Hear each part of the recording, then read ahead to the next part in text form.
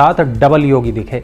एक तो उत्तर प्रदेश के मुख्यमंत्री योगी आदित्यनाथ और दूसरे राजस्थान के योगी कहलाने वाले बाबा बालकनाथ। बीजेपी ने बाबा बालकनाथ को इस बार अलवर जिले की तिजारा सीट से विधानसभा के मैदान में उतारा है। बाबा बालकनाथ को नामांकन भरना था तो खुद यूपी के योगी राजस्थान चले आए।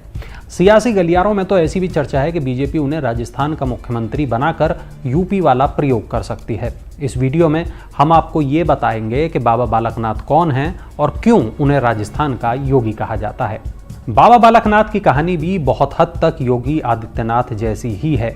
ऊपर से नीचे तक वैसी ही भगवा वेशभूषा, वैसा ही कट्टर हिंदुत्व का चेहरा और वैसी ही फायर ब्रांड छवि। बाबा बालकनाथ का जन्म राजस्थान के बहरोड के कोहराना गांव में साल 1984 में एक हिंदू यादव परिवार में हुआ था। बचपन में एक बाबा ने उन्हें गुरमुख नाम दिया था। 6 साल की उम्र तक वो एक आश्रम में रहे और उसके बाद महंत चांदनाथ के साथ हनुमानगढ़ जिले के मठ चले गए। यहीं उनकी शिक्षा दीक्षा हुई और बाबा बालकनाथ नाम मिला। मठ में महंत चांदनाथ ने साल 2016 में बालकनाथ को अपना उत्तराधिकारी घोषित कर दिया। उस समारोह में योगी आदित्यनाथ और बाबा रामदेव भी पहुंचे थे। साल 2018 में महंत चांदनाथ के निधन के बाद बाबा बालकनाथ नाथ संप्रदाय के 8वें मुख्य महंत बन गए। बालकनाथ के गुरु अलवर से बीजेपी के सांसद भी थे।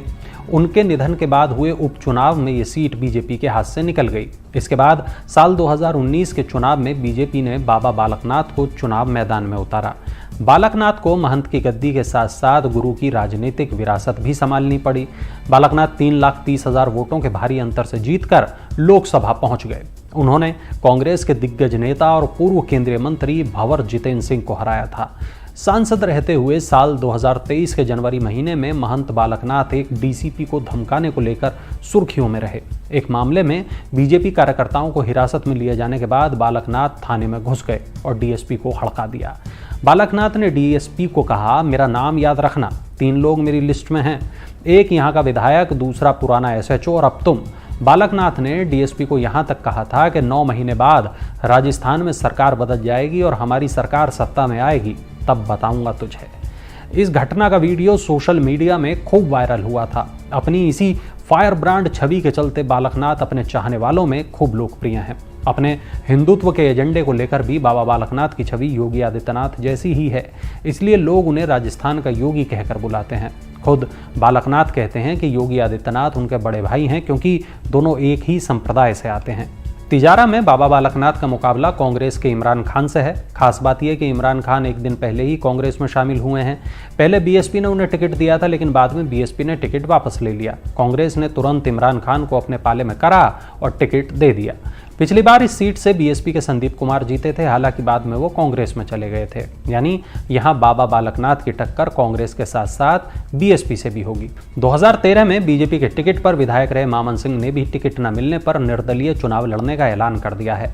बालकनाथ के लिए ये लड़ाई इसलिए भी मुश्किल होगी क्योंकि 1951 से सिर्फ एक बार ही इस सीट पर बीजेपी की जीत हुई है।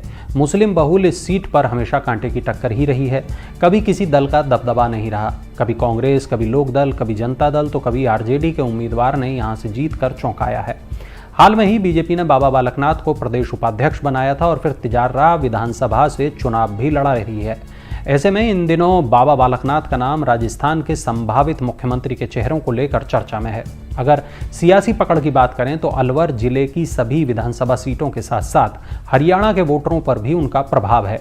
बाबा बालकनाथ यादव यानी ओबीसी समुदाय से आते हैं और दक्षिणी हरियाणा में इस समुदाय की बड़ी आबादी है। ऐसे में बीजेपी अगर उन्हें राजस्थान की कमान सौंपती है तो इस विधानसभा चुनाव के साथ साथ लोकसभा चुनाव और हरियाणा विधानसभा चुनाव में भी इसका फायदा उसे मिल सकता है।